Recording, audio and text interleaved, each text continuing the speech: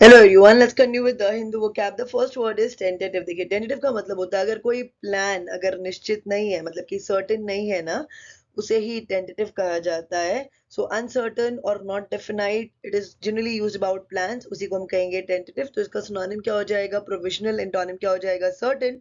आप इसे अपनी सेंटेंस में यूज कर सकते हैं।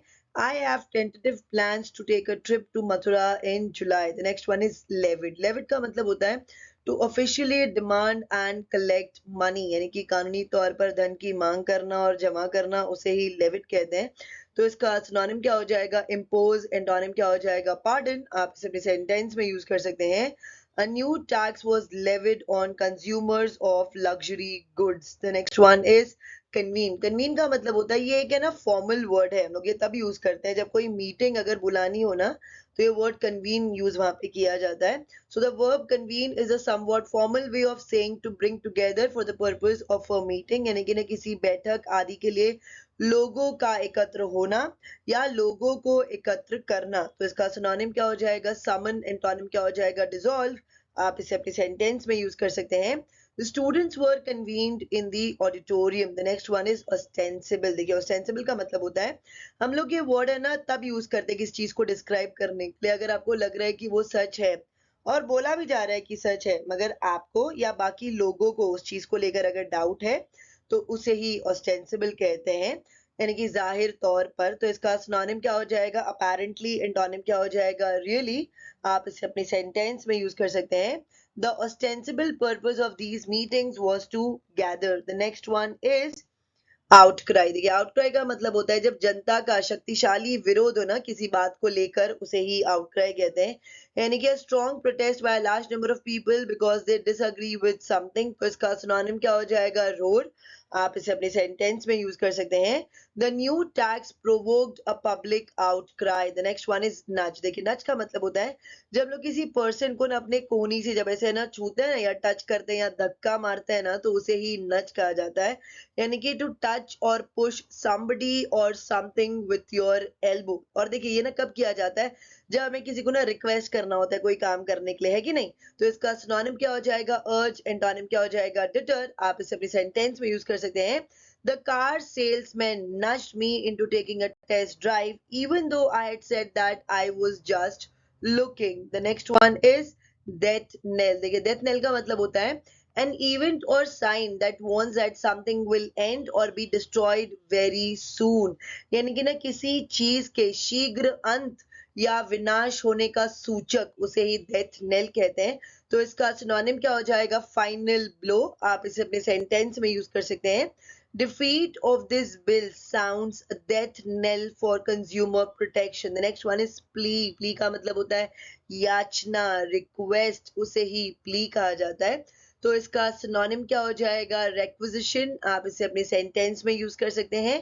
They made a desperate plea for help. The next one is stand. Stand का मतलब होता है किसी विषय पर सार्वजनिक रूप से व्यक्त किसी का दृष्टिकोण, उसे ही स्टैंड कहते हैं, यानी कि the opinion that somebody expresses publicly about something.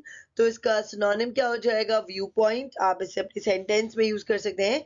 The doctors stand on the issue of abortion is well known. The next one is muffled. देखिए, मफल्ड का मतलब होता है कोई साउंड अगर मफल्ड हो ना, तो मतलब कि वो बहुत धीरे से बोली जा रही है, तो वो क्लियर नहीं है, उसे ही मफल्ड कहा जाता है, यानी कि ना दबी हुई आवाज या तो मंद आवाज।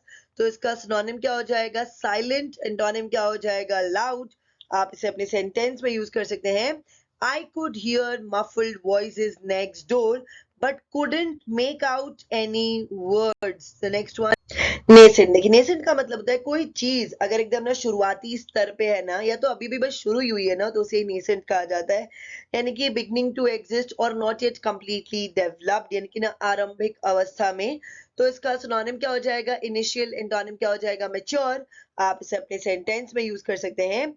Since the nascent restaurant has only been open for 2 weeks, it does not have printed copies of its menu yet. The next one is unanimous. Unanimous का मतलब होता है जब बहुत सारे लोग या तो एक ग्रुप ऑफ पीपल अगर साथ में मिलकर अगर एक डिसीजन पर आते हैं ना, या एक मत होते हैं किसी चीज को लेकर, उसे ही यूनानिमस कहा जाता है, यानी कि when a group or a decision is unanimous, it means that everyone is in total agreement.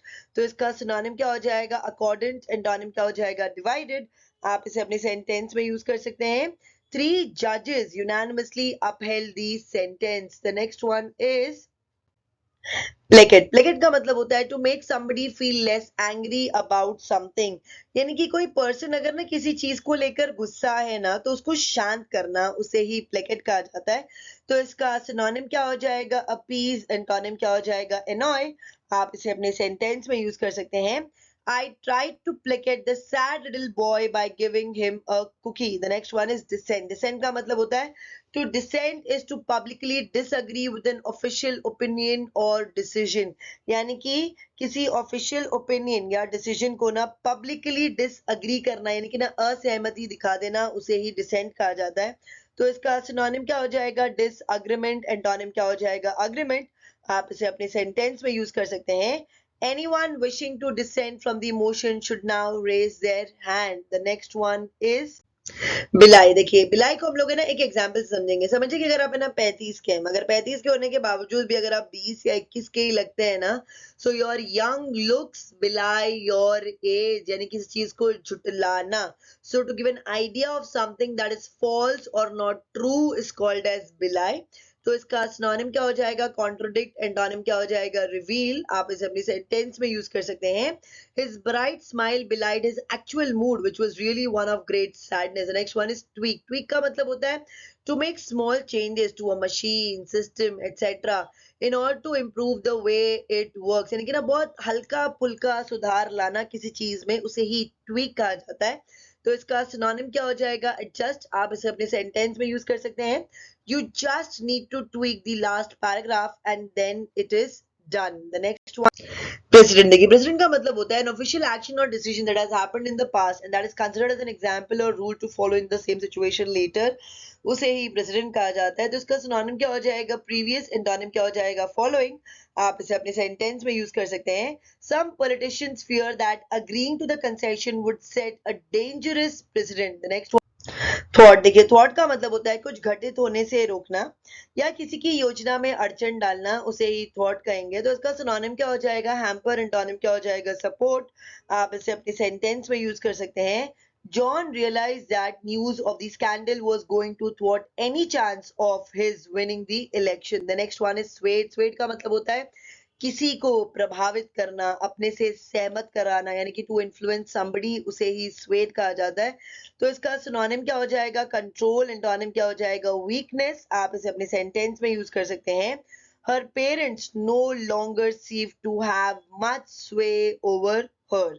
That's it for today. अगर आपको वीडियो अच्छा लगा तो इसे लाइक करें, शेयर करें, कमेंट करें, साथ ही साथ मेरे चैनल को सब्सक्राइब करें. Thank you.